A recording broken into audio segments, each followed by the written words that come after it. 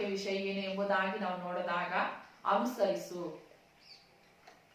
Today we can meditate the word of God, and the topic for today's meditation is follow. ತೆಗೆದವರು ನಾವು ಓದೋಣ.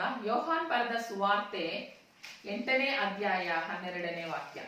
Let us turn to the Gospel according to John, 8th chapter, 12th verse. ನಾನು ನಿಮಗಾಗಿ ಕನ್ನಡದಲ್ಲಿ ಓದ್ತೇನೆ.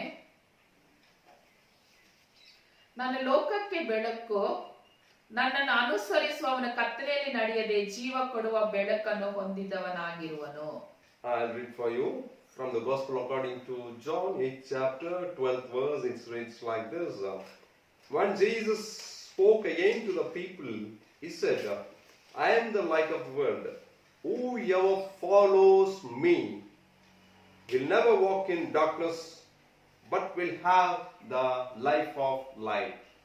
ಈ ದಿನದಲ್ಲಿ ನನ್ನನ್ನು ಅನುಸರಿಸು ಎಂಬುದಾಗಿ ದೇವರ ವಾಕ್ಯದ ವಿಷಯವಾಗಿರುತ್ತದೆ. So today's topic is follow the Lord God. ಈ ದಿನದಲ್ಲಿ ಯಾರೆಲ್ಲ ದೇವರನ್ನು ಅನುಸರಿಸುವವರಾಗಿದ್ದೇವೆ? Today, how many of us are following God? ದೇವರನ್ನು ಅನುಸರಿಸುವುದಕ್ಕಾಗಿಯೇ ದೇವರು ನಮ್ಮನ್ನು ಆರಿಸಿಕೊಂಡು ಆತನ ಮಕ್ಕಳಾಗಿ ಮಾರಿಸಿ, ಆತನ ಶಿಷ್ಯನಾಗಿ ಮಾರಿಸಿ, ಆತನನ್ನು ಅನುಸರಿಸುವುದಕ್ಕಾಗಿ ನಮ್ಮನ್ನು ಕರೆದಿದ್ದಾನೆ. God has called us as his disciples and his children to follow him. ನಾವು ಆತನನ್ನು ಅನುಸರಿಸುತ್ತಾ ಇದ್ದೇವಾ? Are we following our God? ನಾವು ಯಾವುದನ್ನು ಅನುಸರಿಸುತ್ತಾ ಇದ್ದೇವೆ? And what and whom we are following? ಯಾವುದನ್ನು ನಾವು ಹಿಂಬಾಲಿಸುತ್ತಾ ಇದ್ದೇವೆ? What we are following in our life? ನಾವು ಸ್ವಲ್ಪ ಈ ವಾಕ್ಯದಲ್ಲಿ ನಾವು ನೋಡೋಣ. ಈ ಲೋಕದಲ್ಲಿ ನಾವು ನೋಡಿದಾಗ ದೇವರ ಮಕ್ಕಳಾಗಿರುವ ನಾವು ಅನೇಕ ಕಾರ್ಯಗಳನ್ನು ಹಿಂಬಾಲಿಸುವವರಾಗಿದ್ದೇವೆ. While we, the children of God living in this world, we are following many things. ಕೆಲವೊಂದು ಮಕ್ಕಳನ್ನು ನೋಡಿದಾಗ ಆ ದೊಡ್ಡವರು ಇಲ್ಲ ಪಕ್ಕದಲ್ಲಿ ಇರುವ ಸ್ನೇಹಿತರನ್ನು ನೋಡಿ ಅವರು ಅನುಸರಿಸುವವರಾಗಿರುತ್ತಾರೆ. When we see some of the children, they follow the elders or the neighbors whom they see daily in the life.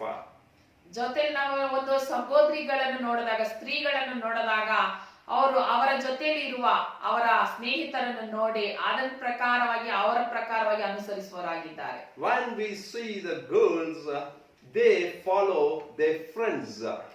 ಅವರಿಗೆ ಇನ್ನ ಕೆಲವೊಬ್ಬರು ನೋಡಿದ್ರೆ ಬೇರೊಬ್ರು ಮಾತನಾಡುವುದನ್ನು ನೋಡಿ ಆ ಪ್ರಕಾರವಾಗಿ ಅದನ್ನು ಅನುಸರಿಸುತ್ತಾರೆ. And if we see some other people, they follow what they see and what they look at the others.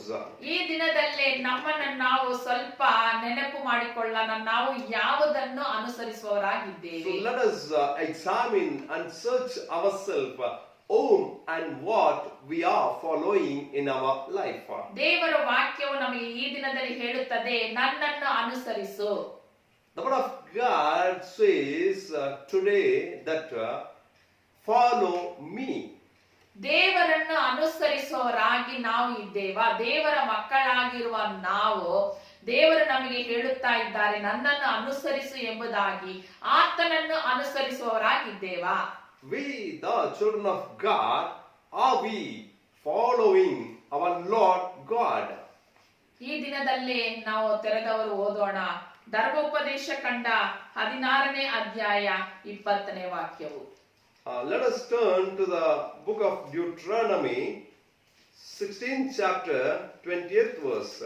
ಧರ್ಮೋಪದೇಶ ಕಂಡ 16ನೇ ಅಧ್ಯಾಯ 20ನೇ ವಾಕ್ಯವನ್ನು ಓದೋಣ. Deuteronomy, 16th chapter, 20th verse. We are going to read for you. ನೀವು ಕೇವಲ ನ್ಯಾಯವನ್ನು ಅನುಸರಿಸಬೇಕು, ಹಾಗೆ ನಡೆದರೆ ನೀವು ಬದುಕಿಕೊಂಡು ನಿಮ್ಮ ದೇವರಾದ ಯೆಹೋವನನ್ನು ಕೊಡುವ ದೇಶವನ್ನು ಸ್ವಾಧೀನ ಮಾಡಿಕೊಳ್ಳುವಿರಿ. Deuteronomy 16th chapter 20th verse reads like this: follow justice and justice alone. ಈ ದಿನದಲ್ಲಿ ಮೊದಲನೇ ಕಾರ್ಯವು ನಾವು ಯಾವುದನ್ನು ಅನುಸರಿಸಬೇಕು ಎಂಬುದಾಗಿ ನೋಡಿದಾಗ ನ್ಯಾಯವನ್ನು ಅನುಸರಿಸುವವರಾಗಿ ಕಾಣಲ್ಪಡಬೇಕು. First thing today, what we have to follow, if we see content of the Bible, the Holy Bible, it reads that follow justice. ನ್ಯಾಯವನ್ನು ಅನುಸರಿಸುವವರಾಗಿ ನಾವಿದ್ದೇವಾ? Are we the children following justice? ನ್ಯಾಯವೆಂದರೆ ಏನು ಎಂಬುದಾಗಿ ನಮಗೆ ತಿಳಿದುಂಟಾ? Do we know what does mean by justice? ಈ ಲೋಕದಲ್ಲಿ ನ್ಯಾಯವಾಗಿನೋ ನೀತಿವಂತರು ಒಬ್ಬರು ಇಲ್ಲ ಎಂಬುದಾಗಿ ದೇವರ ವಾಕ್ಯ ಹೇಳುತ್ತದೆ. The word of God says that no man in this world is a justice man. ಮನುಷ್ಯರನ್ನು ನೋಡಲಾಗಿ ಈ ಲೋಕದಲ್ಲಿ ಒಂದು ಮನುಷ್ಯನು ಕೂಡ ನೀತಿವಂತನಾಗಿಲ್ಲ. If we see the mankind, that not even a single man is just man in this world. ನ್ಯಾಯವನ್ನು ಮಾಡುವವನು ಮಾತ್ರನೇ ನೀತಿವಂತನಾಗಿರಲು ಸಾಧ್ಯ. The man who does maintains and who practices justice is a just man. ಈ ದಿನದಲ್ಲಿ ನಾವು ನ್ಯಾಯವನ್ನು ಅನುಸರಿಸುವವರಾಗಿರಬೇಕು ಎಂಬುದಾಗಿ ದೇವರ ವಾಕ್ಯ ಹೇಳುತ್ತದೆ. The word of God says that we should follow, practice justice. ಆ ನ್ಯಾಯವಾಗಿರುವ ದೇವರ ವಾಕ್ಯ ಹೇಳುತ್ತದೆ ಆತನು ನ್ಯಾಯಾಧಿಪತಿಯಾಗಿದ್ದಾನೆ ಎಂಬುದಾಗಿ. The word of God says that God is our judge and is a justice God. ನೀತಿಯಾದ ನ್ಯಾಯಾಧಿಪತಿ ಆತನೊಬ್ಬನೇ ಈ ಲೋಕದಲ್ಲಿ. He is our God is the only God who is just and justice. ದೇವರನ್ನು ಬಿಟ್ಟರೆ ಲೋಕದಲ್ಲಿ ನ್ಯಾಯವಾಗಿಯೂ ನೀತಿವಾಗಿಯೂ ಯಾರೂ ಇಲ್ಲ ಎಂಬುದಾಗಿ ದೇವರ ವಾಕ್ಯ ಹೇಳುತ್ತದೆ. The Bible says only God is the justice God and there is none other who is just in this world. ಆ ನೀತಿಯಾದ ನ್ಯಾಯಾಧಿಪತಿಯಾದ ದೇವರನ್ನು ನಾವು ಅನುಸರಿಸುತ್ತಾ ಇದ್ದೇವಾ? Are we following that justice almighty God? ದೇವರ ಮಕ್ಕಳಾಗಿರುವ ನಾವು ಯಾವುದನ್ನು ಅನುಸರಿಸುತ್ತಾ ಇದ್ದೇವೆ? We, the children of God, whom do we follow in our life? ನಾವು ನ್ಯಾಯಾಧಿಪತಿಯಾದ ನ್ಯಾಯವನ್ನು ಅನುಸರಿಸುವರಾಗಿ ಇರಬೇಕು ಎಂಬುದಾಗಿ ದೇವರ ವಾಕ್ಯ ಹೇಳುತ್ತದೆ. The word of God says we should follow justice. Justice is found only in God. ಆ ನ್ಯಾಯಾಧಿಪತಿಯು ದೇವರಾಗಿದ್ದಾರೆ. God is the just God. ಅದಕ್ಕೆ ಮುಂಚೆದಾಗಿ ನಾವು ಒಂದೇ ಒಂದು ವಾಕ್ಯವನ್ನು ನಾವು ಓದೋಣ. ನ್ಯಾಯಕ್ಕೆ ವಿರೋಧವಾಗಿರುವುದು ಅನ್ಯಾಯವು, ಅನ್ಯಾಯವಾದ ಕಾರ್ಯವು ಏನು ಎಂಬುದಾಗಿ ನೋಡೋಣ.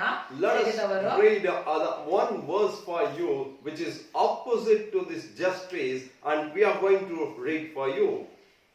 ಎಜೆಕೇಲನು Ezekiel 18ನೇ ಅಧ್ಯಾಯ 8ನೇ ವಾಕ್ಯವು. 18th chapter 8th verse. ಎಜೆಕೇಲನ 18ನೇ ಅಧ್ಯಾಯ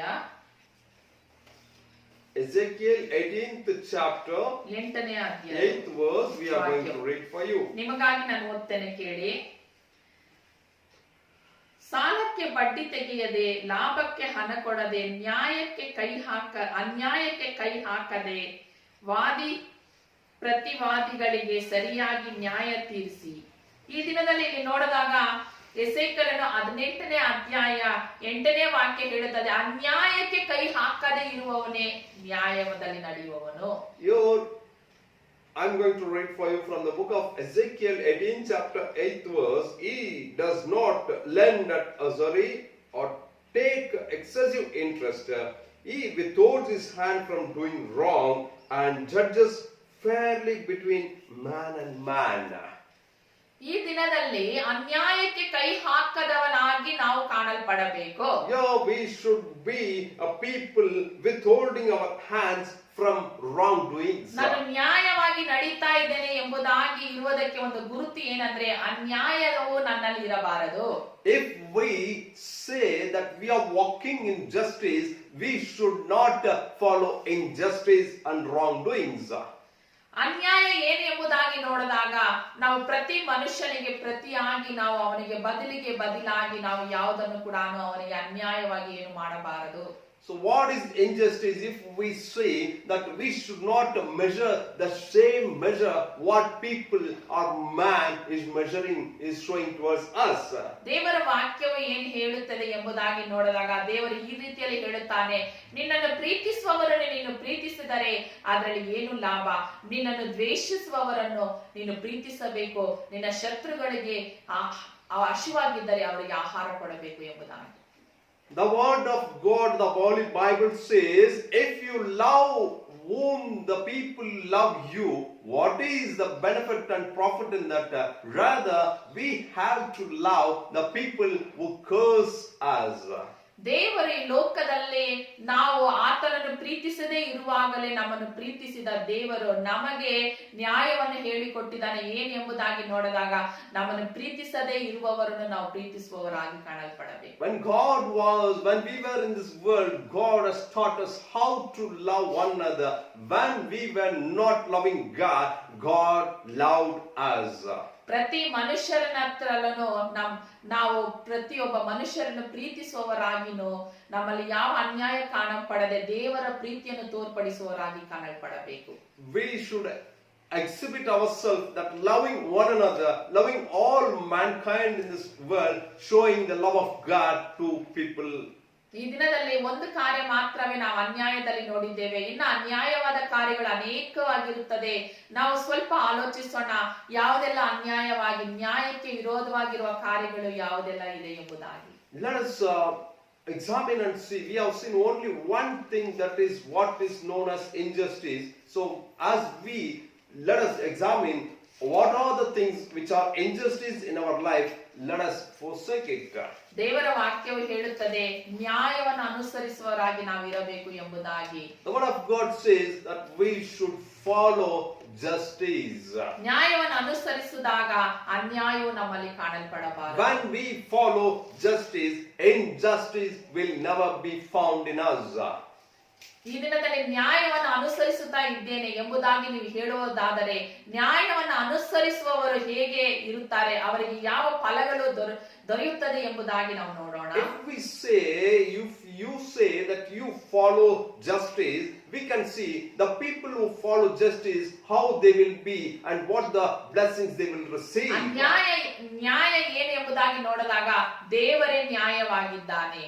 If we want to see what is justice, God is the justice. ಯೇಸು ಕ್ರಿಸ್ತನು ಈ ಲೋಕದಲ್ಲಿ ಹೇಗೆ ನಡೆದನೋ, ಈ ಲೋಕದಲ್ಲಿ ಹೇಗೆ ಮಾದರಿಯಾಗಿ ಜೀವಿಸಿದನೋ ಅದೇ ರೀತಿಯಲ್ಲಿ ನಾವು ಜೀವಿಸಿದಾಗ, ಆತನನ್ನು ನಾವು ಹಿಂಬಾಲಿಸಿದಾಗ ನಾವು ನ್ಯಾಯವಾದ ದಾರಿಯಲ್ಲಿ ನಡೆಯುತ್ತಾ ಇದ್ದೇವೆ ಎಂಬುದಾಗಿ ಅರ್ಥ. Jesus Christ, when living on this earth, he lived a just full life, and if we follow its footsteps, because he is an exemplary life, led an exemplary life while living on this earth, you and me to lead an exemplary life in this world and be a justice people and mankind. ನಾವು ಕ್ರಿಸ್ತನಾಗಿರುವ ನಾವೆಲ್ಲರೂ ಕೂಡ ಕ್ರೈಸ್ತರಾಗಿರುವ ನಾವು, ಕ್ರಿಸ್ತನ ಮಕ್ಕಳಾಗಿರುವ ನಾವು, ಆತನ ಗುಣಾದೇಶಗಳು, ಆತನ ಹೇಗೆ ಈ ಲೋಕದಲ್ಲಿ ಜೀವಿಸಿದನೋ ಆ ಗುಣಾದೇಶಗಳು ನಮ್ಮಲ್ಲಿ ಇದೆಯಾ ಎಂಬುದಾಗಿ ನಾವು ಸ್ವಲ್ಪ ಪರೀಕ್ಷಿಸಿ ನೋಡೋಣ. Let us examine whether the characteristic of God or the justice God is found in you and me. ಈ ದಿನದಲ್ಲಿ ಅದೇ ರೀತಿಯಲ್ಲಿ ನಾವು ಇರುವವರಾಗಿದ್ದರೆ ದೇವರು ನಮಗೆ ಈ ಕೆಲವೊಂದು ವಾಕ್ಯಗಳನ್ನು, ಕೆಲವೊಂದು ಆಶೀರ್ವಾದಗಳನ್ನು ನಮ್ಗೆ ಇಟ್ಟಿದ್ದಾರೆ. ಅದು ಏನು ಎಂಬುದಾಗಿ ನಾವು ನೋಡೋಣ. Let us see the blessings for the people who follow justice, who follow the God who is just God. ಈ ದಿನದಲ್ಲಿ ಅದೇ ಧರ್ಮೋಪದೇಶ ಕಂಡ 16ನೇ ಅಧ್ಯಾಯ 20ನೇ ವಾಕ್ಯವನ್ನು ನಾವು ನೋಡೋಣ. Deuteronomy 16th chapter 20th verse. Let us read for you again. ನೀವು ಕೇವಲ ನ್ಯಾಯವನ್ನೇ ಅನುಸರಿಸಬೇಕು, ಹಾಗೆ ನಡೆದರೆ ನೀವು ಬದುಕಿಕೊಂಡು ನಿಮ್ಮ ದೇವರಾದ ಯೆಹೋವನು ಕೊಡುವ ದೇಶವನ್ನು ಸ್ವಾಧೀನ ಮಾಡಿಕೊಳ್ಳುವಿರಿ. Follow justice and justice alone, so that you may live and possess the land the Lord your God is giving you. ಈ ದಿನದಲ್ಲಿ ದೇವರ ವಿಷಯವನ್ನು ಅನುಸರಿಸಬೇಕು. ನಾವು ಯಾವುದನ್ನು ಅನುಸರಿಸುತ್ತಾ ಇದ್ದೇವೆ? Today the topic is to follow, and what we are following today. ದೇವರನ್ನು ಅನುಸರಿಸುವವರಾಗಿದ್ದರೆ, ಕ್ರಿಸ್ತನನ್ನು ಅನುಸರಿಸಿ ಆತನನ್ನು ಹಿಂಬಾಲಿಸುವವರಾಗಿದ್ದರೆ ನಾವು ನ್ಯಾಯವಾಗಿ ನಾವು ಇದ್ದೇವೆ. If we follow God, if we follow the justice God, we are the people following justice in our life. ಯಾರೆಲ್ಲ ಕ್ರಿಸ್ತನನ್ನು ಅನುಸರಿಸುತ್ತಾರೋ ಅವರು ನ್ಯಾಯವನ್ನು ಅನುಸರಿಸುತ್ತಾ ಇದ್ದಾರೆ ಎಂಬುದಾಗಿ. Whoever follow Christ, they are following justice. ನಾವು ಕ್ರಿಸ್ತನನ್ನು ಅನುಸರಿಸುತ್ತಾ ಇದ್ದೇವೆ ಎಂಬುದಕ್ಕೆ ಅರ್ಥ ಏನೆಂದರೆ, ಯೇಸು ಕ್ರಿಸ್ತನು ಈ ಭೂಮಿಯಲ್ಲಿ ಹೇಗೆಲ್ಲ ಜೀವಿಸಿದರೋ ಅದೇ ರೀತಿಯಲ್ಲಿ, ಅದೇ ಗುಣಾದೇಶಗಳು ನಮ್ಮಲ್ಲಿದ್ದು ಅದೇ ರೀತಿಯಲ್ಲಿ ಆತನ ಹೆಜ್ಜೆ ಜಾಡಿನಲ್ಲಿ ನಡೆಯುವವರಾಗಿರಬೇಕು. when living in this earth, we say that we follow justice. We have to follow Lord Jesus Christ, who was leading a justful life on this earth. ಹಾಗೆ ನಡೆಯುವಾಗ ದೇವರ ವಾಕ್ಯ ಹೇಳುತ್ತದೆ, ನೀವು ಬದುಕುವಿರಿ. And if we follow just God, the Lord Jesus Christ, the Bible says, you shall live.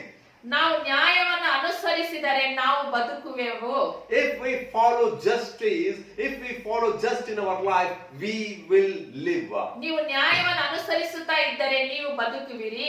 If you follow justice, you will live forever. ದೇವರ ವಾಕ್ಯವು ಹೇಳುತ್ತದೆ, ನ್ಯಾಯವಾಗಿ ಜೀವಿಸುವವರಿಗೆ ಜೀವ ಉಂಟು, ಅವರು ಸತ್ತರನೆ ಕೂಡ ಅವರಿಗೆ ಪುನರ್ಜೀವ ಉಂಟು The ಎಂಬುದಾಗಿ. word of God says, the people who follow justice, they will live.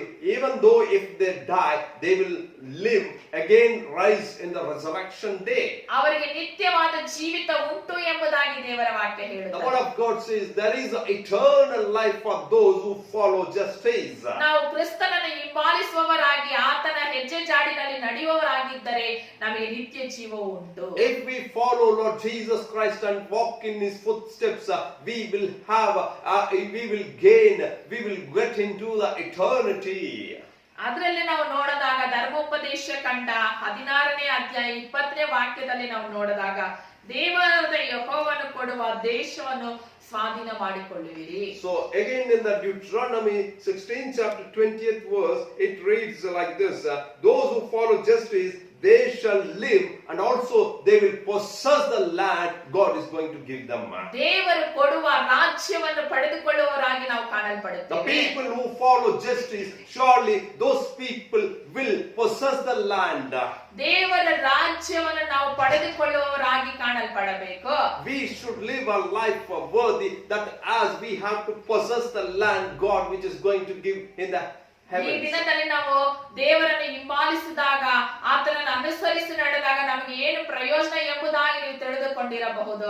ಆದರೆ ದೇವರನ್ನು ನಾವು ಅನುಸರಿಸುವಾಗ ಮೊದಲನೇದಾಗಿ ನಮಗೆ ನಿತ್ಯ ಜೀವ ಉಂಟು, ಎರಡನೇದಾಗಿ ನಮಗೆ ಪರಲೋಕದಲ್ಲಿ ಒಂದು ಸ್ಥಳ ಉಂಟು. If we follow God, the justice, we have seen, we have heard the blessings what God has given us.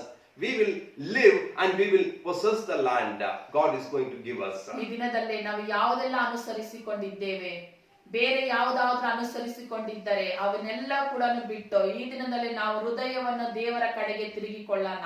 ಇವತ್ತಿನಿಂದ ಈ ವಾಕ್ಯವನ್ನು ಕೇಳಿದ ನಿಮಿಷಗಳಿಂದ ದೇವರನ್ನು ಹಿಂಬಾಲಿಸುವವರಾಗಿ ನಾವು ಕಾಣಲ್ಪಡೋಣ. We might have been following many things and all things except following justice. Today, as we have heard, the Holy Spirit of God taught us to follow God, follow justice. Justice is God. Let us follow God and possess the land and live in that land. ಪ್ರಾರ್ಥಿಸೋಣ. Let us pray.